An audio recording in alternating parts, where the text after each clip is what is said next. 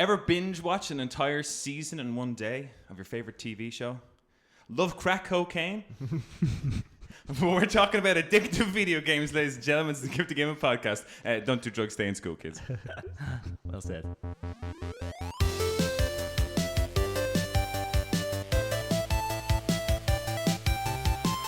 All right, it's the Gift of Gaming podcast, and I am joined by the two brothers themselves, Craig the Critical Nolan. How you doing, Craig? How the hell are you, Darren?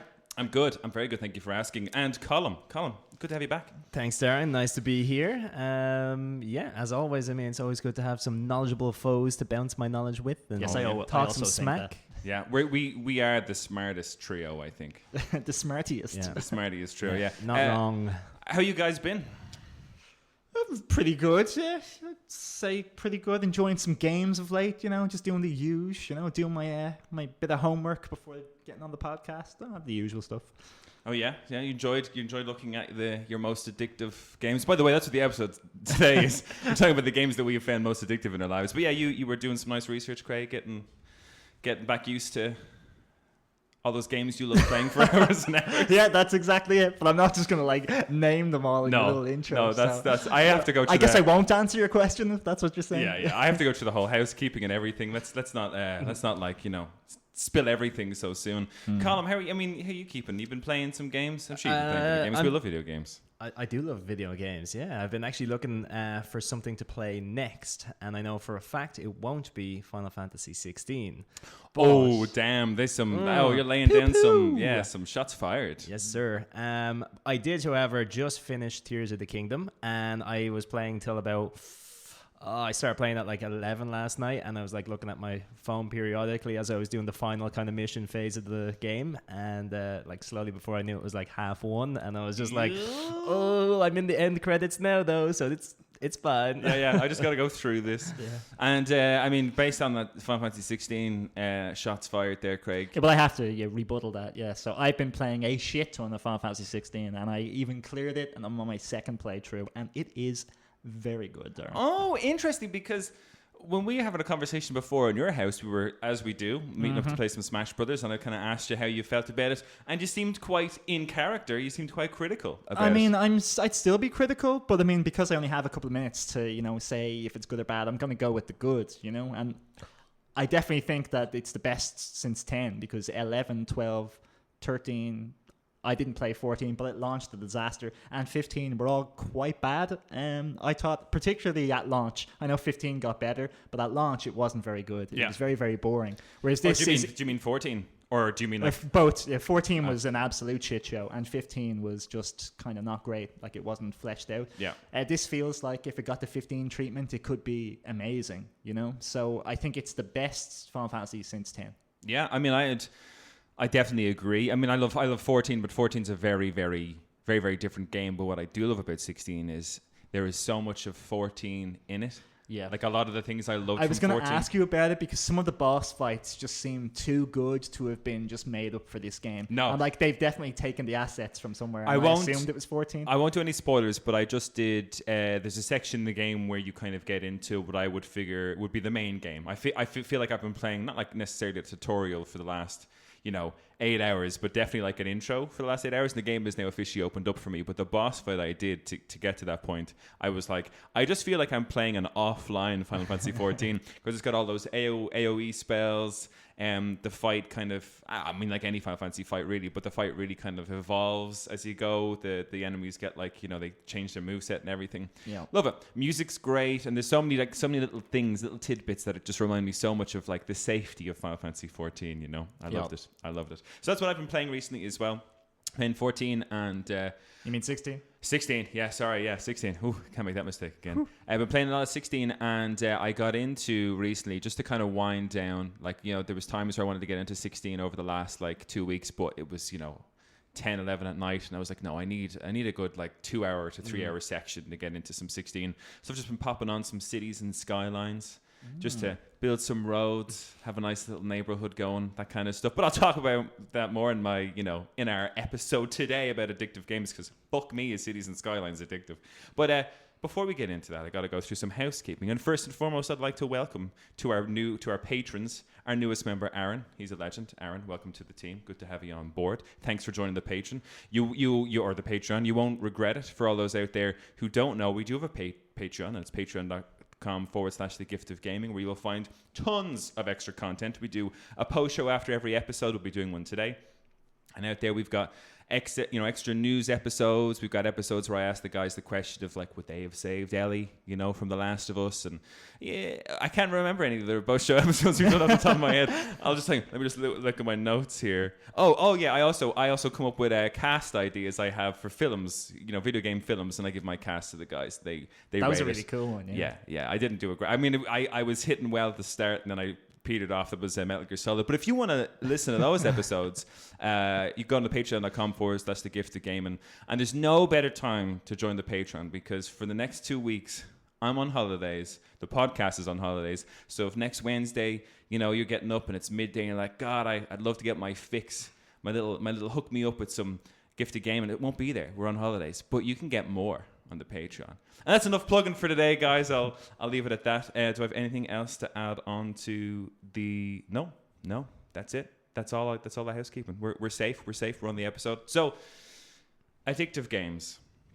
I kind of thought to myself when I was playing Cities and Skylines the other night, when we're kind of what we do for this episode, I kind of thought addictive games would be good. I'm playing one right now. And I've got a list from kind of... I think the addictive games for me would have been a lot more when I was younger. I think I play games to get through a story now and to kind of play a game from start to finish. Whereas in years gone by, in my younger days, I would have played games just to fucking play games. Do you know what I mean? Just to sit there for hours. Does any of you guys want to hit us off on your first addictive game? I could go first, sure. No problem with that. Take it away.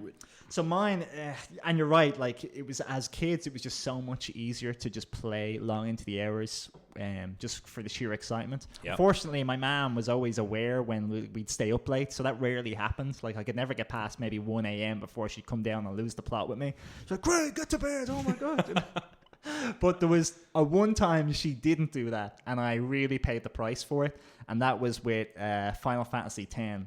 Now, I didn't have a PlayStation 2 at the time. I had to borrow one from my friend Ray, and when I got it, and he had Final Fantasy X, like it'd already been out for 6 months, so like I'd been wanting to play it for ages. I've been reading magazines like crazy, just getting all the little tidbits here and there. But that weekend when I played it, and I think it was just because I absolutely love the start. I think the start of every Final Fantasy game is always the best. It's where like so much is happening so quickly and without any context that you're always like, but I need to know what happens next, because it's always just so crazy. And in this situation, it was a Sunday evening. I had school the next day. I think I started playing at like 8 p.m. and I'd done the bit where it just finished the demo kind of part of the game where Orin and Tidus get transported to Besaid in the future. Yeah, to the not Zanarkand, but what do they call Spira, or what's the name of the world in Final Fantasy X? Can't remember. Oh, Zanarkand is where he's from, but he gets but he goes to, it's not the Veil. What's Besaid? Is it not the Besaid Oryx? Is that not the Blitzball team? I just can't remember the name of the place he shows up. But sure, it doesn't really matter. But anyway, you end up in the ocean, and then the Albed save you. Oh, sorry. Yes, that's what happens first. Yeah. And even then, I was just like, oh, who are these guys speaking a crazy language? And you don't know any of the language at that point. So they're just like yelling at you, And then they're like, oh, okay, I'll put on a swimsuit and I'm going in the water. And I was like, what is going on here? Like, what game am I playing? And then you go down and then you uncover what turns out to be an airship, but you had no idea at the time. And there's this cool girl who's like fighting with you, and her name turns out to be Riku. And then after that whole sequence, I'd say it's about 1 a.m. now, and I'm just like, oh, okay, I should probably finish up here. But Sin attacks. I'm like, oh, I gotta watch this, And then out of nowhere, I black out and I wake up and it's nice and sunny. I'm on this amazing looking beach. Which in our adult days would be the perfect time to stop playing. Yeah, I guess that probably was my segue. But a blitzball hits you in the head. And then there's this cool looking character going, hey, you okay? And it's like Waka, who we all love at this point. But back then I was like, who's that guy? Yeah. He just hit me in the head with that ball from that sport that was in the opening cutscene, which looked awesome. So I have to like see what's up with that, And then I go over and he's like, oh, blitzball. And like my character lights up because this is the first time he's ever, like, he kind of has a link to from where he is from, because he's actually seeing other people play blitzball now, which is from his own time. So it's kind of crazy to him. He's like, okay, something I can relate to. So I'm still playing and I'm playing. I got to see what this Waka guy is up to, you know. And he's like, come on back to the village. And I'm like, okay, I'll stop at the village, you know. But he keeps running ahead of me, and I have to fight all these monsters. And I'm just like, oh man, you know, I just want to get to the village. And then as soon as we get to the village, we're greeted by all these townspeople. I'm like, you know what? This is a really cool game, you know? And then he's like, oh, we got a problem. The summoner hasn't come out of the temple yet. And I'm like, oh man, I gotta find the summoner. I gotta save the summoner, like, you know? And so I go through and I'm like, I'll just go into the temple. The summoner will come out and then I'll turn it off. But then you go into the temple, and then there's this big, massive bunch of puzzles you have to solve to get through the temple. And I had no idea that was going to come. And I haven't looked at my phone in ages, so I'm just going through. And just as you get to the end of the puzzle, the door opens and Yuna pops out. And just that's a big cutscene bit, isn't it? Yeah, it's a big cutscene in CG. Yeah. And she's got one blue eye, one green eye. She's looking pretty hot. And I'm just like, oh my God, who is this? So I have to keep playing again. She's like, I've done it. I've become a summoner. And it just... So that was the story, and I don't think I turned it off there. I think I finally turned it off where they got on the boat to Kilika. And I was like, okay, I've done the save. So what time did you go to bed at then? I think it was about 4 a.m. And again, was it even me who chose? I'm pretty sure my mom came down and roared at me because it was like a Sunday evening and I had to get up for school in like 3 hours. Oh, grim. So Final Fantasy X then, was that a game that you just couldn't... I couldn't put it down because it was just, I never knew what was going to happen next. Do you know what? In most games, it's kind of like, okay, you're at your base and then they give you a mission, then you go off and do it. And after that mission, you're back at your base. But in the Final Fantasy games, generally, it's a continuous story where you're going from place to place to place, and you don't have that kind of base of operations or just a menu screen just telling you where to go. With this, you could be anywhere at any time. And it's really just like watching a great TV show. You're just along for the ride. And like, because the episodes don't end, it's like, well, then how am I supposed to stop? And Final Fantasy X, in terms of like 6 to 7 was a massive graphical upgrade, and 9 to 10. But 9 to 10 was a massive upgrade. Yeah, big time. Like huge, you know? So as kids to get that in. And voice acting. Yeah. Yeah. Which was hit and miss at times. Well, I loved it. I'd even go back and say that the voice acting in 10 is better than the voice acting in 16. Because at least the characters are comical, you know, and like they feel like funny characters, and their personality comes across. Whereas everyone in 16 has a bland face and looks identical and sounds identical. You know, I preferred 10 where you had a crazy walk up and like, hey, you okay? Like his voice, for me, matched his kind of crazy style. It was a bit more a video game. It was a bit more a video game, I'll give you that. 16 might take itself a bit too seriously. But like Oren is just unbeatable. He's the coolest character in that game. Yeah, and his voice, man. His voice is perfection, like, you know? Whereas everyone says in FF16, Sid is the best character, but his voice is atrocious. I see, and this is where we'll have to agree to disagree on this, because everyone online goes nuts over his voice. And I'm like, but if you'd seen him in as much shows as I have, you wouldn't be able to get his face out of your head, and he does not look anything like Sid. But I guess that's, I mean, yeah, I suppose, I don't think, generally speaking, as a rule, voice actors, when they're voice acting a character, especially like an animated character, video game character, are chosen because they look like the person. They're not chosen, playing. But they should. You don't see it. That's a terrible idea. But no, I think Sid's voice he's a guy who sounds like he smokes, 40 packs of cigarettes a day.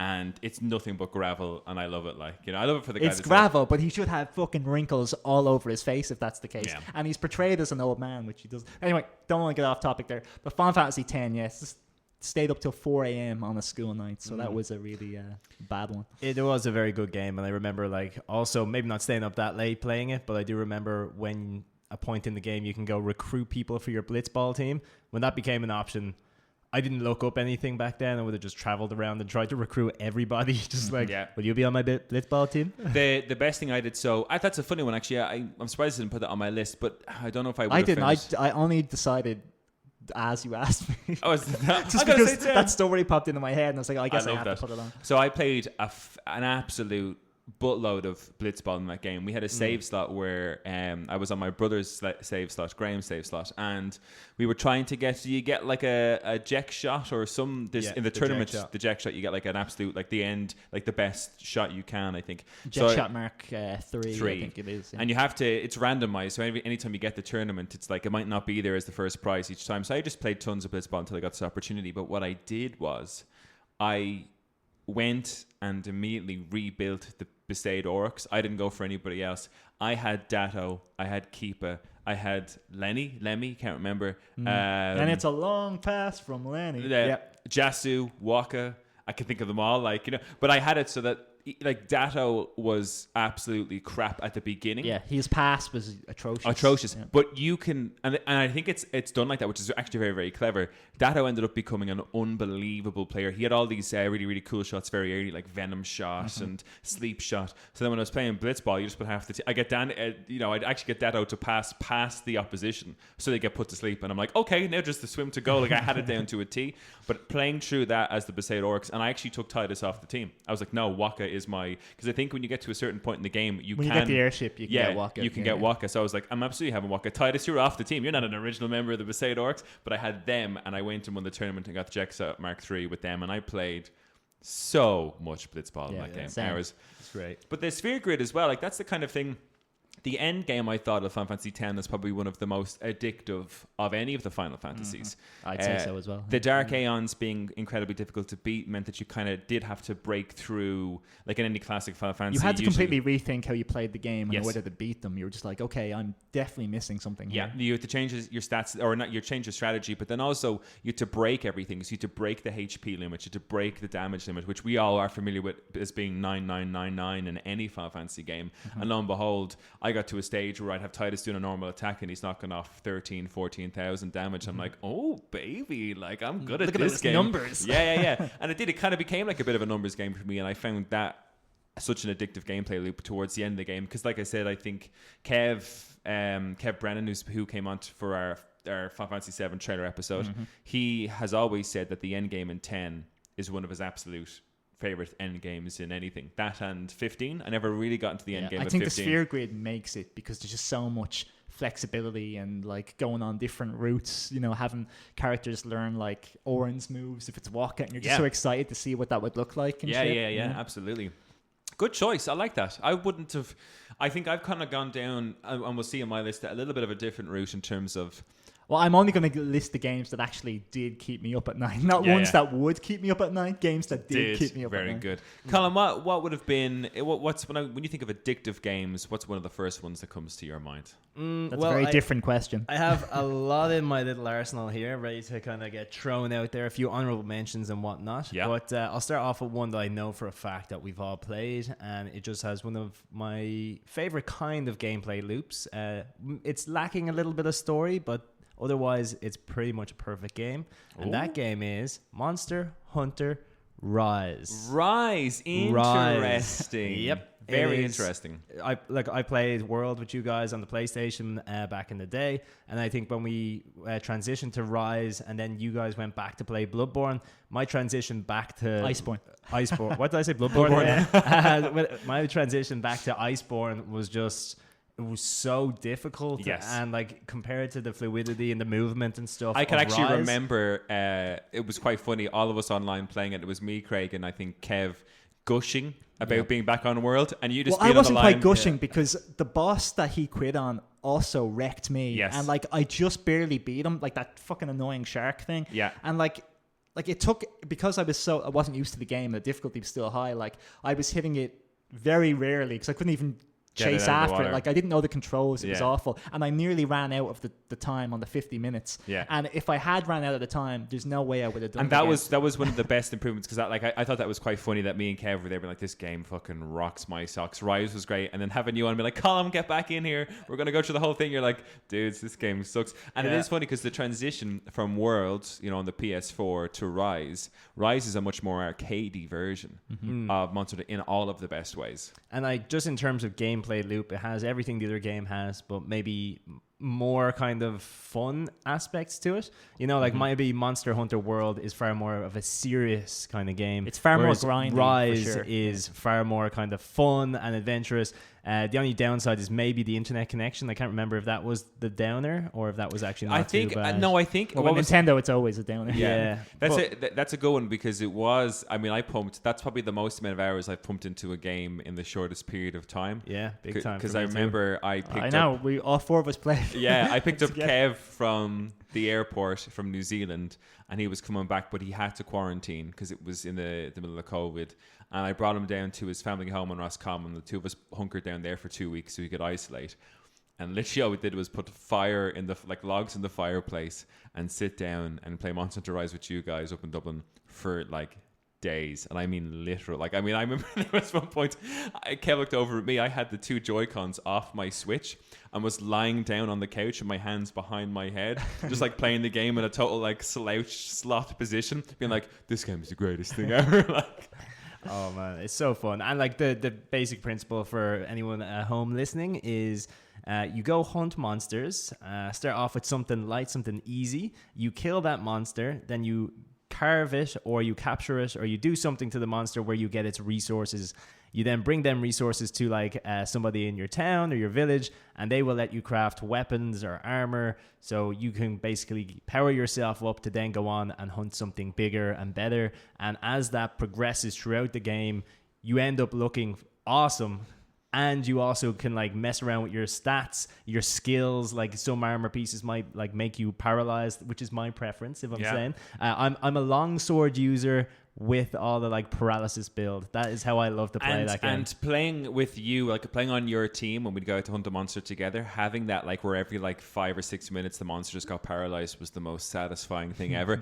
I'm getting wrecked and I get that moment of to breathe because you've just paralyzed it again. Such a good thing to have when you've got 3 or 4 people on a quest and one person is just the DPS master. And in that game you have so many builds you can choose from, and it's great. I don't really mess around with too many. The other ones I have tried, but I'm just not very good with them. The good thing about the longsword is it's just universal. You can play the one player totally on your own and win, whereas maybe if you have the bow gun, if something starts charging you, you're fucked. You gotta get the hell out of there. And for us, I think that game was so addictive because it was like playing an anime. Yeah, it was. Oh, so much. Yeah. To the point where I was just calling out my attacks, Yeah. screaming it from my lungs, as I was doing naming it. some of your moves. Because that, you just reminded me there with the bow gun. There was this, because you got these cool, I can't remember what they were called, but you got these, each weapon had a special move because you would use a bug's string shot to give these bonus moves. And the bow gun was that I'd fire to the other side of the battlefield,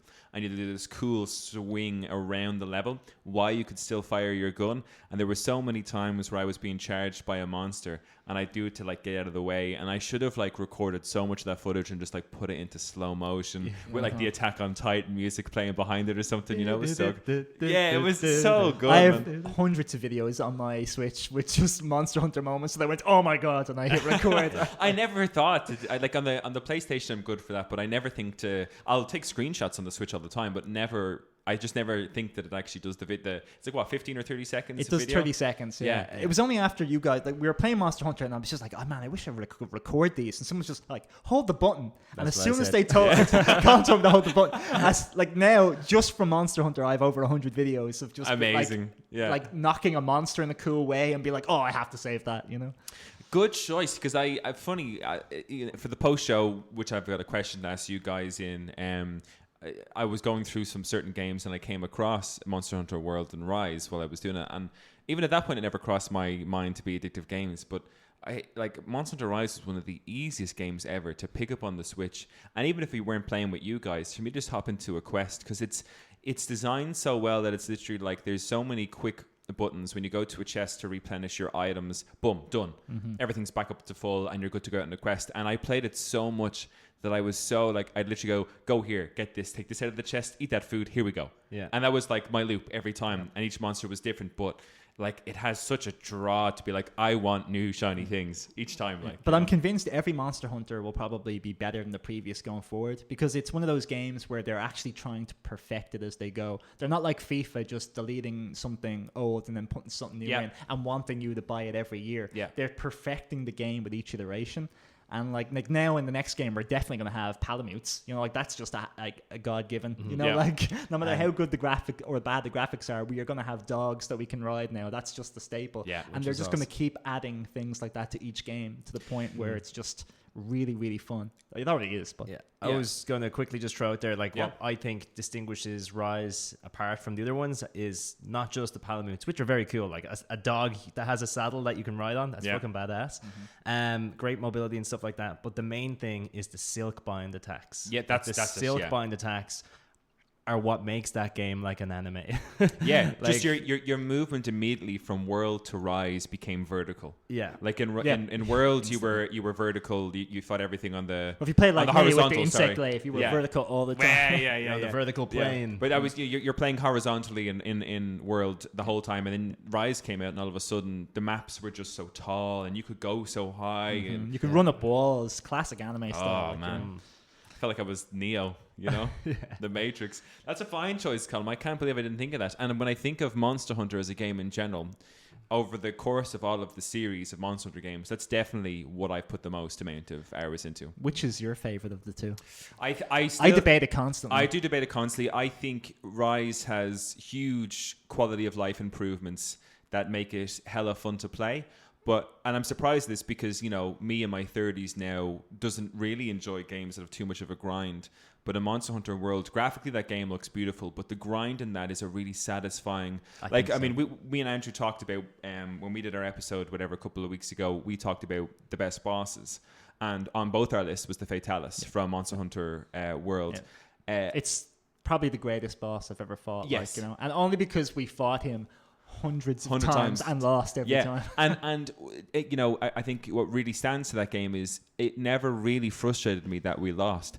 The game is designed to be so much fun to play that even though we kept losing, every time we got not every time, sometimes we got it worse, but most times we got better at it. And I think that's the whole point of Monster Hunter. To the point where, like, after our 50th attempt, like, it looked like, and I know Rise is the anime, but we looked like anime fighters fighting the Fatalis, like, you know, because we had his moveset down to a T. Yeah. I was able to do like jumping attacks over his flames. You know, we had it down. It was just one hit KO. I've got this great video on my PlayStation 5, I think, when we were because we got playing it so much, but I didn't realize that he's got the Fatalis is this cool flamethrower move that he kind of just did as standard, but if you got caught in it, it would just constantly take down your health until you died. But I realized that the charge blade, when you had it charged, could, if you took it out and took out the shield part of it and put it in front of you, the flames wouldn't hit you. It actually acted like a shield. And there's this cool bit where, and I wish we had I keep forgetting to change the settings that you can actually hear people's mics, you know, when you're playing with friends. But I remember when I was doing that, Andrew was like, I'm dead. And we only had maybe one feint left. And I was like, Andrew, get behind me. And I stood there with the shield and I could see him diving out of the flame to like roll in behind me. And I was like, this game's so cool. Like, you know. So yeah, I'm really excited for whatever the next iteration. I mean, imagine a PS5 Monster Hunter. Oh, it's going to be so good. It's going to be so good. A fine choice, Colm. I'm kind of jealous that I didn't think of that myself. Mine's kind of a bit more basic, and I say basic. I think I put a lot of hours into this game, and I think there's a lot of people out there that would agree with me who are probably still playing it. It's off my list of games now because for my own health, I needed to stop playing the game because I just dump hours into it. But Minecraft. Minecraft absolutely hooked me, and I think I got into it at just the right time. Like I'd started college, and college I'd say was stressful, inverted commas. It was just different. I was going out and not really going to class as much as I should have and stuff like that. But I wasn't going to class because me and Lauren would go up to our friend Andy's house, and we'd play Minecraft till like 3-4 a.m. And we would sit there, and it was like that game where Minecraft isn't an overly social game. It's like you're in your own head, you're being creative yourself. But we'd sit there till 4 a.m., hardly say a word to each. Every now and again, be like, cup of tea? Oh, yeah. It's such a great atmosphere. Yeah. And just sit there and just like absorb. And sometimes we'd put on like nice kind of like chill hop playlists in the background and then just play through the game. But we had this... It was so satisfying. There's two great memories I have from Minecraft, and one of them was when we got really into this world on Andy's Xbox, and myself and Lauren built it all up. So I was working on this project called the Great Western Railway. So we had, like, Andy had started his village over here. One of my favorite things ever to do in Minecraft was find the nearest village with villagers, like those NPC characters, and protect them. So, like, at night, I'd make sure the place was fenced off. And once it was fenced off and they were safe, I'd help them build the village up into, like, a metropolis. But one of my big projects was building a railway that would connect that village to Andrew's place, to Lauren's project, which was she was trying to recreate Hogwarts. And I remember even thinking back on it, I hope Andy still has that save file because it looked amazing. You know, it had this great big... Because what was so satisfying is we never played it on creative mode. You could play it on creative mode or survival mode. And we always played survival, which meant that so you had to actually find the resource. We had to find every resource and mine everything. So when we looked at it, it was like that was built from the sweat and, you know, blood and tears of us. You know, we didn't do the creative mode. But we get lost in hours and hours of it. And one of the best kind of online multiplayer experiences that I had in video games was our friend Danny Costello set up a Minecraft server on PC. And I'd only ever been playing it on PlayStation. But I was like, yeah, I'll get on the PC thing. And there was about 12 of us that hopped onto the server. And we found an area and we all built our own separate things, you know, in it. Like, again, I kind of went for this kind of big railway system that would connect everybody, because that was my thing, like a transport system. I love that in Minecraft, you know. And then, you know, our friend John built this massive farm and ranch, and people were just building their own cool designed houses, and we had this massive community. And the cool thing about the server was it was always on. So sometimes I'd finish up in college and I go back home and I just pop on. I'm going to do a little bit of work on the railway myself, and I'd hop in, and lo and behold, there's like 5 or 6 people already in there. I put the headphones on, have the chats, you know, we just go about doing things. But that server was great because we spent ages building everything. And then at one point we said, do you want to try and finish Minecraft? And I was like, you can finish the game? They're like, yeah, you need to get these eyes from Endermen who will guide you to a portal somewhere on the map that makes you fight the Ender Dragon. And I remember we spent ages, like, you know, it was like the montage thing from South Park when they're playing World of Warcraft. We were just like, you know, beating on pigs and boars, just trying to like level up ourselves so we could like magic up our armor and go down into... You have to go down into the Nether, which is this like horrible fiery place with pig men. It's actually quite scary. And then you get whatever items you need from that to then get to the portal to fight the Ender Dragon. And the Ender Dragon is just in this cool, like, other universe, and it's a dragon that flies around. And all 12 of us in our little our little Steve-looking characters ran in there to take down this. It was really cool because it was on PC. You could mod characters a little bit, and I had a Cloud Strife skin on my Steve. Now, again, very much a pixelated blocky, but I was like, yeah, I'm Cloud Strife. This is cool. Yeah. But we go in and we fought this Ender Dragon, and we beat it, and I got a credit roll, and I was like, wow, that was amazing. And that was just so much fun because, you know, I finished Minecraft with all these people. This is so good. And then our friend Danny, who set up the server, was like, wait, there's more. There's a nether dragon. And I was like, oh, what's this? And he was like, well, there's a way you can summon it. So we went back, we finished the game, we went back to our village. A couple of people logged off, but a few of us stayed on. And I was like, how do you do it? He's like, I'll show you. So we just dug a hole really deep underneath our village. And he was like, I think you set this up here. I think you did this here. I think if you click a fire here. And he summoned a nether dragon underneath our village. And because they immediately have to rise, he destroyed, the dragon destroyed everything. And my last memory of that server is all of us panicking with a dragon flying over everything we created, which is now up in flames, and me being like, well, that's me finished, folks, because it destroyed everything. It ruined everything. Danny did that on purpose. I guarantee so. He did that on purpose.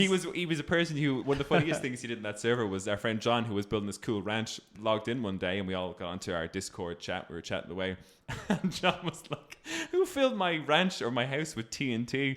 And like, I ran up to him, and every room in the house was filled with TNT, and you could see this like redstone little path, like Steve does in Smash Brothers, this red path to a platform that Danny's Steve was just standing nearby being like, don't make me do it, John. And then John got livid with him, being like, don't you dare, I've spent so much of this. And of course, Danny, being a shitster, just like stepped over to the left and blew his entire house up. Oh yeah, I have such good memories of playing Minecraft. Friendships could be destroyed. People were livid. It was a thing where like I didn't come back on for a couple of days. I was like, I'll let the heat die down before I joined back. But yeah, pumped lots of time into Minecraft. Really addictive game, but the kind of game that you could just sit down and just absolutely like 100% shut off for and just build. Yeah, and like that's like not server that Danny had, but the one that Andy had on his PlayStation or his Xbox. I was on that same map, so I was building a castle He kept calling Of it a course. dojo. A dojo, yeah. I remember Yeah. that you had it on top of the mountain, didn't you? And I was also gonna like bring that in earlier, but the other thing is that because it's on survival, like the outside of mine was like it looked like the real material, but the inside was all muck and dirt. So it was just like there was no real, like it was just a veneer of resources. Yeah, it's just like pure, like this is all for looks. There's Yeah. no real anything here worth of value. Exactly. Like, Yeah. great game. Lots of hours pumped into Minecraft, but it's a game I often think back on and say no, I never will. For my own health and safety, I can never turn back to that game. Nice. Craig, what else you got?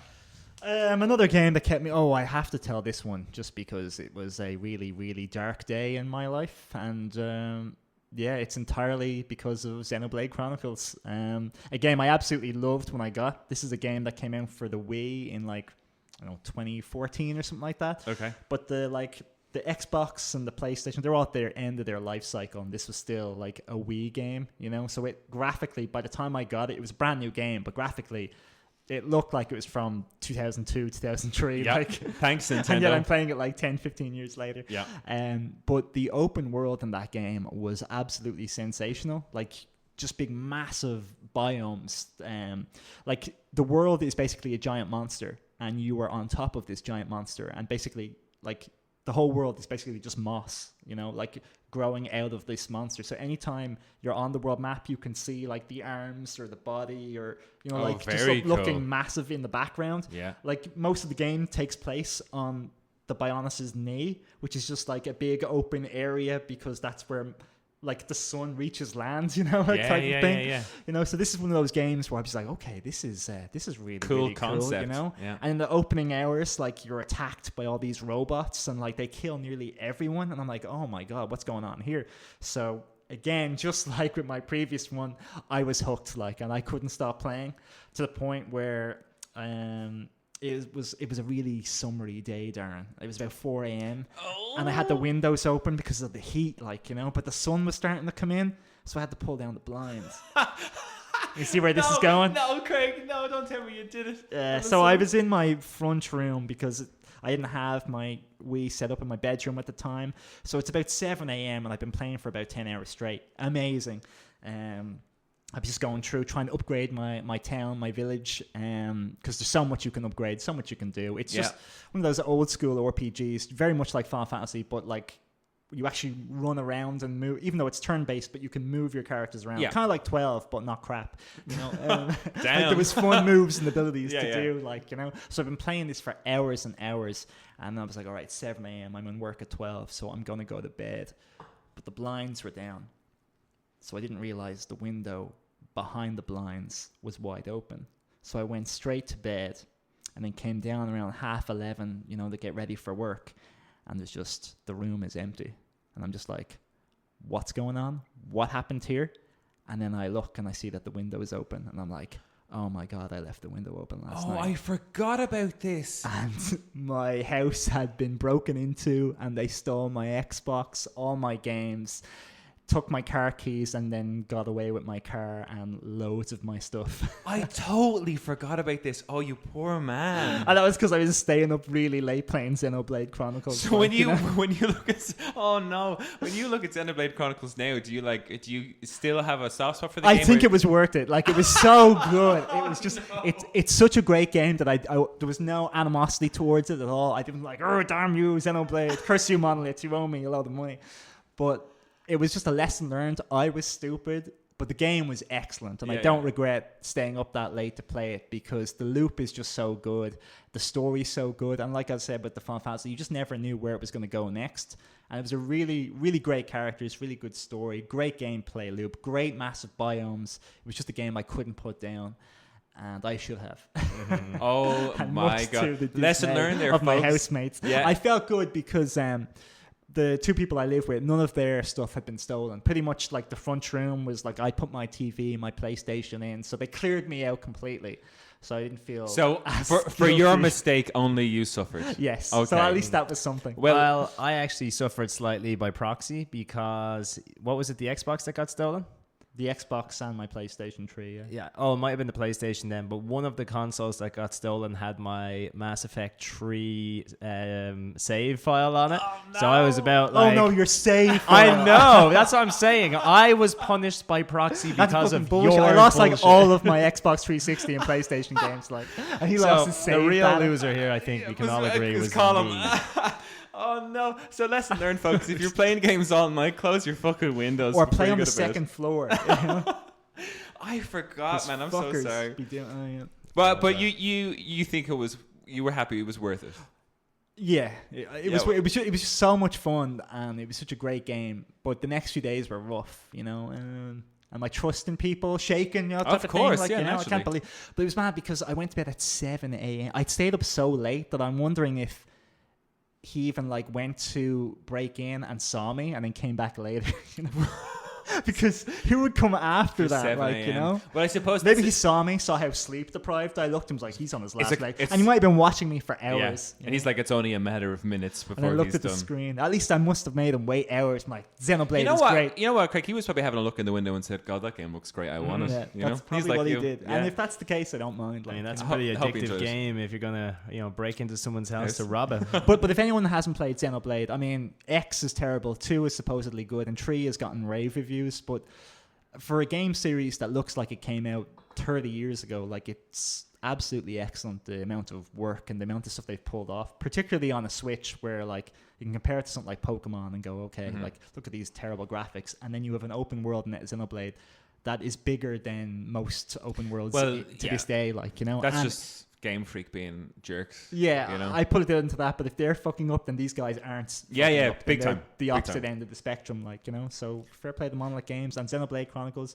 is a great game. So, Colin, did you play any game that was so addictive you got robbed? Let me think about that for a second. Yes, actually.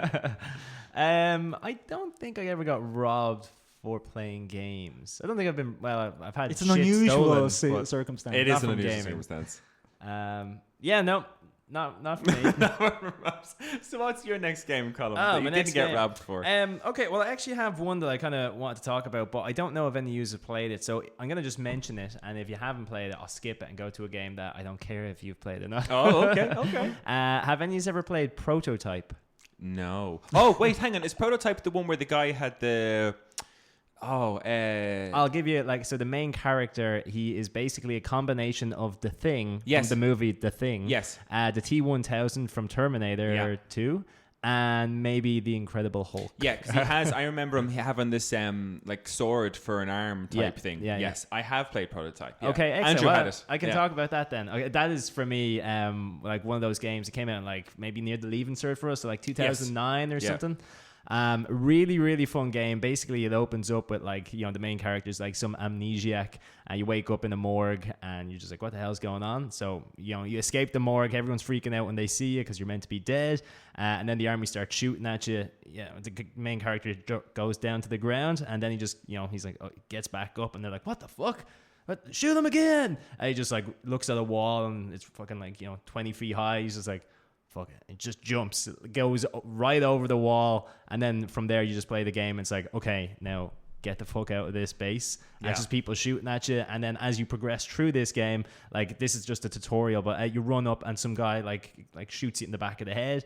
You go down in the cutscene, and then they're like, yeah, I'm after neutralizing the target, he's over here. And then as he's on the radio to his boss, the main character just stands back up behind him, walks over, and then this organism that is him, he's like a viral fucking entity now, like The Thing, and he just absorbs this character into him kind of by accident. It just happens.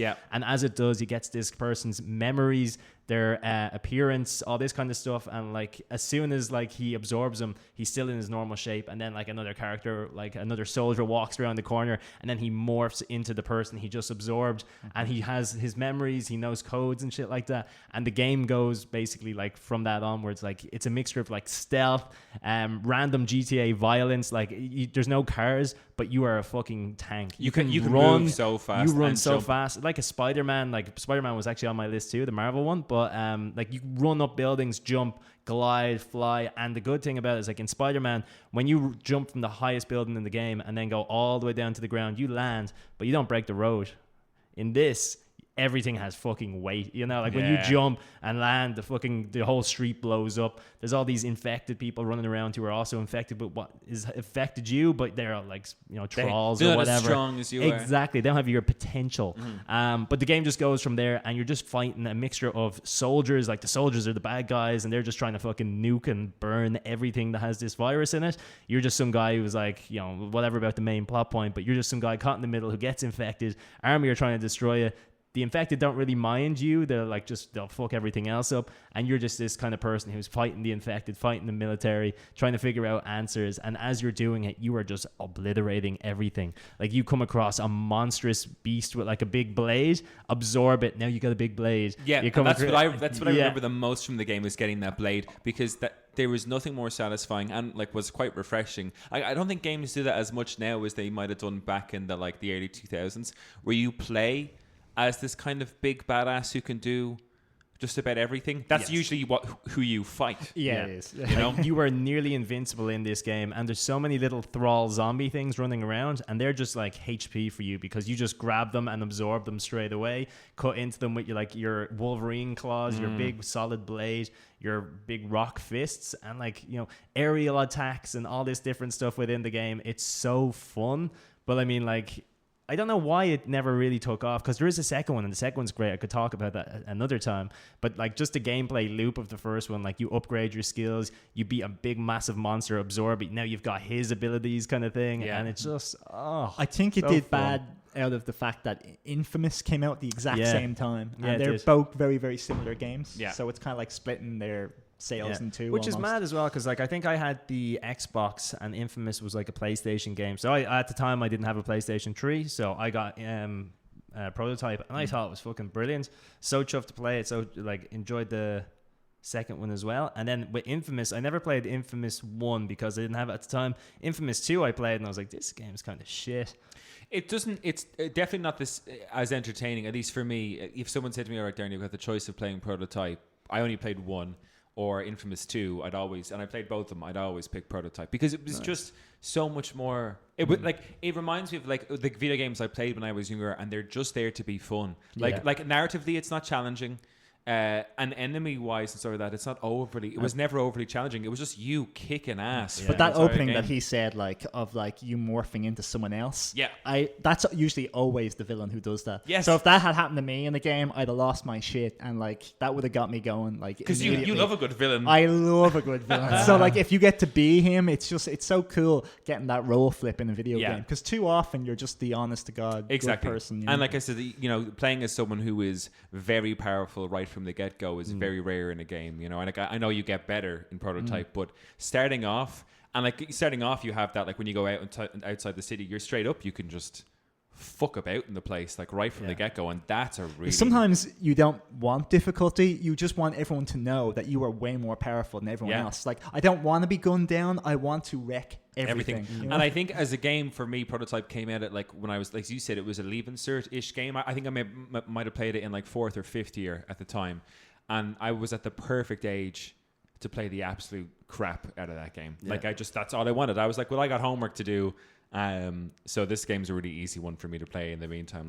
Great show, Prototype. I forgot that exists. I could even see the game cover. Yeah, because the cover. He had a hoodie, did he? Or he does. He has a leather jacket with a grey hoodie. Yes. Yeah. He had a weirdish arm that kind of got really wide, like it was a shield or something. It was a blade, but I think he used it as it might have been actually a shield as well later. One of the abilities, I'm sure, yeah. But one of the main thing was this big, not a buster sword, but a big massive blade out of his arm, and that was the main look. But you could change it to as I said, Wolverine claws, big boulder fists, or there might have been a shield kind of thing. I'm not actually 1,000% sure. All a hell of a lot of fun. Yeah. My next most addictive game is one that I'm a little bit ashamed of now, because I don't enjoy the franchise now at all. But recently I was looking at I was just curious as to what was my most played video game, hours wise. Now, in terms of, I know for a fact, Final Fantasy series I've played for way more hours, or the Monster Hunter series as a whole I've played for way more hours. But from a single game perspective, the most hours I've put into a single game, according to my PlayStation, is FIFA 13. Right. This is so. All right, I'll set the scene for you guys. Right, the year is 2013. I've been a football. Oh, well, at least it's the right year. No. So the year is 2013, and I've been like a good proper football fan for about 2 years. And I'm riding the wave of Wigan Athletic in 2013, right? You know, the underdog, getting relegated from the Premier League most likely. But for some reason, in comes the FA Cup. You know, for all the football listeners out there listening, you know what I'm talking about. Yeah, the FA Cup. Thanks, Craig. Thanks, appreciate it. But there they were, climbing through the FA Cup, and they go on to beat Manchester City. I think the team that won the Premier League that year, they beat them against all odds to win the FA Cup, and they did it for the owner of the club, who missed his opportunity when he was a former player because he broke his leg in the semi-final and couldn't play in the final. So it was this big, like, Hollywood story. You couldn't have written this shit, you know. And I was on cloud 9, and I was like, oh, I'm getting the FIFA. I think I'd played a little bit of FIFA 10, 11, 12, maybe a little bit. But FIFA 13, I was like, yeah, I'm playing the shit out of this game.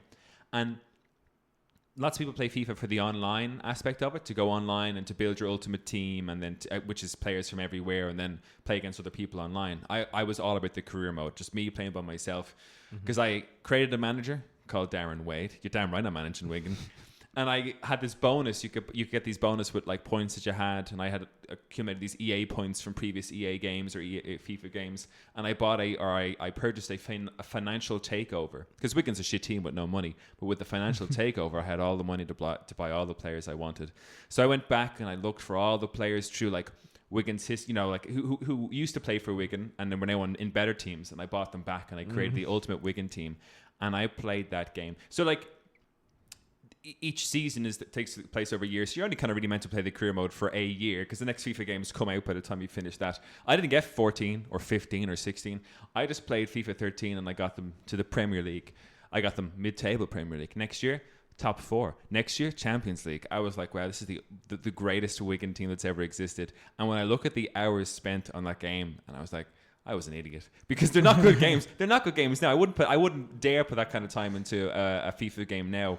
But back then, it's because you didn't buy 14, 15, 16, 17, 18. I realized there's no need. So your time should have been split through multiple games, but it's not. It's all under the one. All on 13, you know? yeah. Which is beating the system, so that's fine. I paid a lot less money to EA than they wanted from me, yeah. But it was, and it has a loop whereby, you know, when you're on the career mode map, you press X to go through the calendar until your next either training day or match day. Yeah. And matches were only like 4 minutes a half. So I, you know, like that, it'd be 11:30, 12. I'm like, match is only 8 minutes. I'll do a match.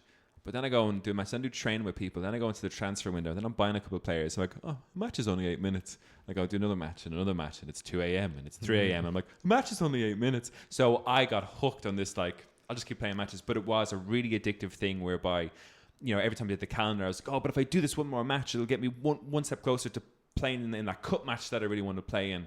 And it just never ended. And that game took me over. I used to go with mate Danny, who I play all the Mario games with. I used to go over to his then as well and try and convince him to play a 2-player with me on my campaign. I was like, oh, you play a 2-player, you can be on my Wigan team. He was like, fuck Wigan, man. Yeah, and I was like, losing the match for you. Yeah. First he put me down. But yeah, I wouldn't play FIFA now, wouldn't go near it, but definitely one of the most addictive games I would have played in my life. It's got a crazy amount of hours, considering I do not like the series at all now. I'm sure you're not alone with that. There's a lot of people that would still buy it religiously, but there was always that big debate back in the day. Like, I remember the first football game we ever had, we by proxy, was on the N64, and it was ISS, International Superstar Soccer 98. Yes. But, you know, then going on from that, you always had FIFA and Pro Evolution. So I think FIFA had real names, and Pro Evolution had people like David Beckham and Paul Scherer and shit like but that. Pro Evo had the skills, and FIFA just had the name. Yeah. Like, for years, FIFA was rubbish. Like, you know. Yeah. And I would say still is. Yeah. I did have a very soft spot for FIFA 13 as well, because, you know, we have the same group of friends, we play the same games. I didn't have Wigan, and I didn't have like a nice story about like that, but at the time I think I had gone to Thailand in 2014, and we met this mad bastard over there from Burnley, and he was just his massive Burnley football fan. So from that, anytime I played FIFA 13, I'd be playing as Burnley, and I'm like, Yeah, go on. Save it football. for the football podcast, lads. Yeah. Jesus. No, All like, right, there's- okay, Craig, we're done. Yeah, there's a lot of people out there that love FIFA games, and they are shouting at the phone or whatever they're listening to this on, just being like, "Talk about a good football game, you fucking Yeah, idiots." why 13, you monsters, and why Yeah. Wigan and Burnley? But don't worry, Craig, we're finished. Kev Purcell would appreciate this conversation. Yes, so, I was you know. thinking of Kev when I was like, I know there's people out there that enjoy these. yeah, he'd enjoy the FIFA game. So we're running short on time, but we'll go around the table once more, a little quick run around for give us your high points of another game that you thought was. All right, another one, and I'm just going to say it because it will be quick because you guys will probably say it too, but Stardew Valley. Because they did it on purpose where the only way to save the game is to complete a day so that as soon as you hit save, the next day starts and you're always just like, well, I have to go outside and just see if the crops are ready, you know? Like, so like they have you by like the way the game, like if you could just save and then quit, you could turn it off anytime you want, but you always save before everything great happens, you know? Because at the turning of a day, you know, there could be a new place you can go, or the crops are ready, or your fucking pickaxe is ready from Gus or whatever. Like, it was so exciting to turn to the next day that you could never stop there, but you had to stop there. So the developer had us fucked, like, you know. I mean, hats he knew off exactly what he was doing to keep us playing. because you two only played through that again recently enough, didn't you? As well, yeah. I got Tori into it as well, and Tori got Aaron into it. Aaron is our Patreon listener, so Aaron, there's a shout out to you, sir. Also to Leo, because Leo's pretty awesome too. You already got a shout out at the start. Yeah, I know, but we're talking 2 about shout outs. Stardew. Oh, Jesus. So I What about the got rest of a the patrons, Patreon Colin? listener. Well, they'll have to join up before they can have shout outs. That's true. That's true. But by proxy, I got Aaron into Stardew Valley. Well, I thank you, Colin, and I'm sure Aaron thanks you as well. But it is such a sweet, and it's such a sweet game in terms of it's one of my favorite things to do sometimes would be, especially when it was lashing rain, was to go up to the lake in the kind of the north eastern section by the mines. And when it was lashing rain, and I'd throw a fishing rod into the lake and stand there listening to the frog noises and the gentle, like, just chill Abigail would music. come along and start playing her little flute, you know? Yeah, it was just... She's a weirdo. Hey, I knew exactly where she was. When it rains, that's where she goes. That's kind of stalkerish, Craig. We're married now. But Stardew Valley has to be up there with Addictive. I mean, like, I think gameplay loop-wise, it's probably one of the most efficient to get people just to continuously play it. Yeah. I don't know why I thought of this, but specifically for Stardew Valley, I was trying to think of a way to like summarize the game loop with Fs. I was just kind of like trying to like write them down earlier just to kind of get an idea of them. And most of them I could do with an F, like just a gameplay loop, but I have had to get inventive with some of them. Okay. So- all right. What's this F thing? What are you talking about with Fs first? he's- I'll give you a go. So Yeah. within the gameplay loop of Stardew Valley, and I don't know why I wrote this, I was just I'm so in excited. my own world. I might have been a little bit what is it when you're like, you know, so tired? Delirious. There you go. Delirious, A little bit of delirium. So yeah, I was writing this out and I was like, all right, I've got this, and a lot of them were just coming together. So I was like, okay, fishing, finding ore, fighting, farming, foraging, friendships, fairs, and festivals. That's beautiful. Did you just name a couple of Fs and then just go, I wonder if I can make every word have an F? That is inside? exactly what happened. My favorite one is finding ore. Finding I was like, how am I ore. going to say mining? I was like, finding Mining ore. Oh, thank you for that. That was beautiful. I love that. So That that's was- the gameplay loop if you were curious. Yeah. That's all you need to know about Stardew Valley.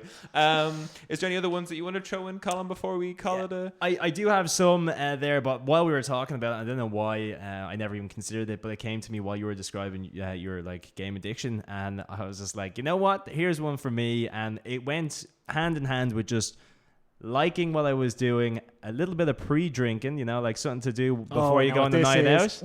And the game in question, Craig does know what it is, and it goes for most of the games in the series, but I'm going to name this one specifically because party-wise it was the best, and that was Guitar Hero World Tour. Nice. A fine choice. Yeah, I was an absolute banger of a game. Like the third one was really difficult. whereas That's my this one- favorite. Yeah. Yeah, but this one was so much more accessible. Like you could play on hard using all the buttons, and you wouldn't get destroyed. Yeah. You know, like Expert was a different thing altogether. And World Tour was the one that introduced the drums and I think that might oh, be that's Rock Rock Band. Band. Yeah, Never yeah. mind, yeah. But so that you could do the bass and stuff like that, and later games all had it. But one thing that I think was that game, possibly a later iteration had, was the party mode, and it was That was Guitar Hero game-changing. 5 because Yeah. it wouldn't make the crazy noises if you made a mistake, so you could actually listen to the song, you know. Because if you were playing amazing. And you weren't like great, like it would be incomprehensible, like the actual songs. You'd be like, you know, not even just the bad sound of it, but if you fucked up enough, eventually the game would just end because you're like, you suck, get off the stage and try again. And your self-esteem is destroyed. So you couldn't practice, you know. So yeah, if you wanted to play like if you're playing with a few people and you weren't confident enough to do hard, you had to do medium or like the easy one. You're like,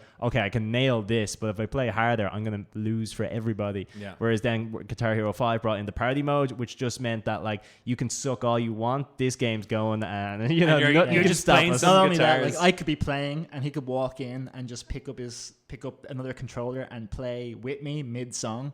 Yeah, like that feature just changed everything. And yet the game didn't survive much longer. I think Guitar Hero 5 might have been the last. I think it was. Which is crazy. It was great. The whole thing died a death. Yeah, I just wonder is there a market for it now. But speaking of Guitar Hero or like Rock Band, which is the one I remember the best, and I'll never, like our friend Danny, his parents had the patience of saints because we used to get into his like 2-3 times a week. Back when we had like the usual crew, and we'd get Rock Band out and we'd have the 2 guitars, the drums and the microphone, and we'd be in the living room, right? I don't know if you remember, like, but when you were hitting the bass drum on the drum set, it was a real, like, you'd hear like a thud, thud, thud, you know, in no matter what like room you're in the hitting house. Plastic. Yeah. It's just this really annoying It's not even that noise, but I would get in there to do like Reptilia by the Strokes or like Ballroom Blitz, and I would like sing my heart out at 2 a.m. on a Wednesday night, and his parents never bat an eyelid, and I'd be like, Jesus Christ, what patience they had, because we did that all the time in his gaff. Great choice. We the same.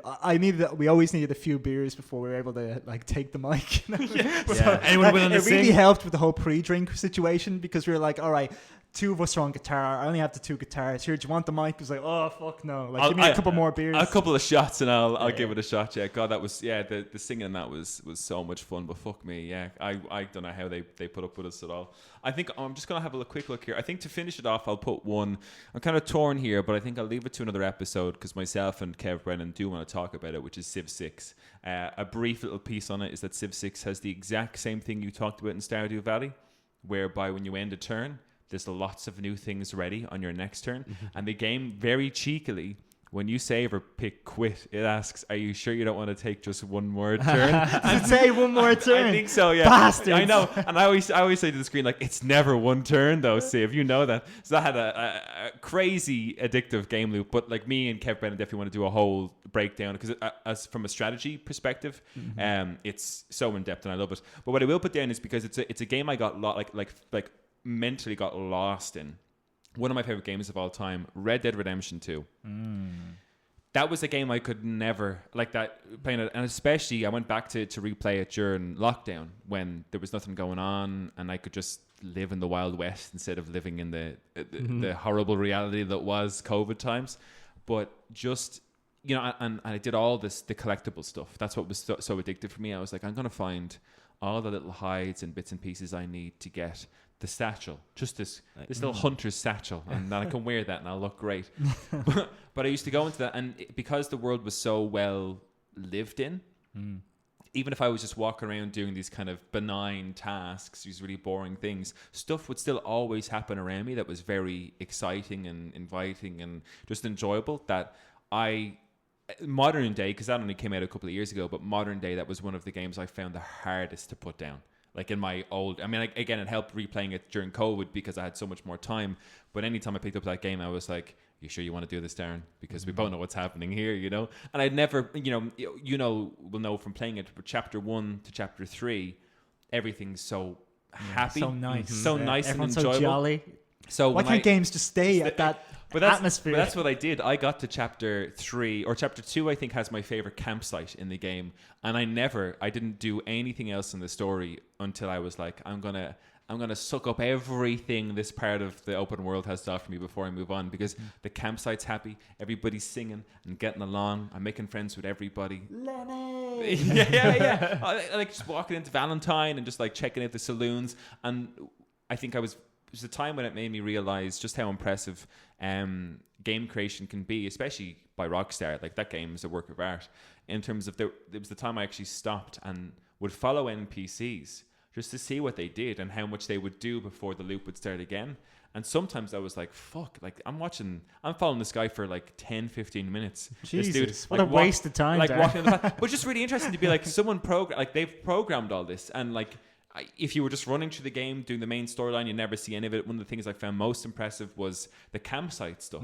Big time. You'd be there for conversations and sing-songs and parties that you don't have to be there for. It felt very organic. Yeah. Like, it could just happen at any moment and you could miss it. And I used to love walking, like I'd come back after, like I've got like, all these hides on the back of my horse, back from a hard day of hunting random shit, whatever. And I come back and I can see in the camp a party's starting and there's a few crates of beer around the place. So I'd get Arthur, I'd pop open a few beers, sit down with the campsite and just walk around having the conversations with everybody, because you could sit down with individual people and just press square and listen to what they had to say. And I was like, oh man, I'm just so cool. I'm living this world, Yeah.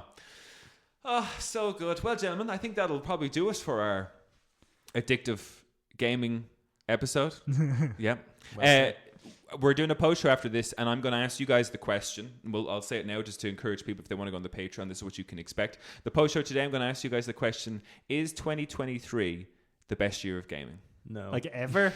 Well, That's a stupid question. Well, we'll get to that. I've got good arguments for and against. It's just a question. I don't. So you meant ever? Yeah. Well, I meant ever. I've only got I'm going to ask you about the last 10 years or so, but we'll get into the post. I don't want to ruin it. You got to pay for that shit, guys. But listen, Colin, thank you very much for joining. Pleasure Craig, to be here. Thank you very much for joining. It's a pleasure as always. And for our listeners, by all means, hop onto the patreon.com, especially over the next 2 weeks. We're going on a break, so if you want to get that extra content, that's where you'll find it. Until then, keep enjoying the gift that is gaming. Peace out.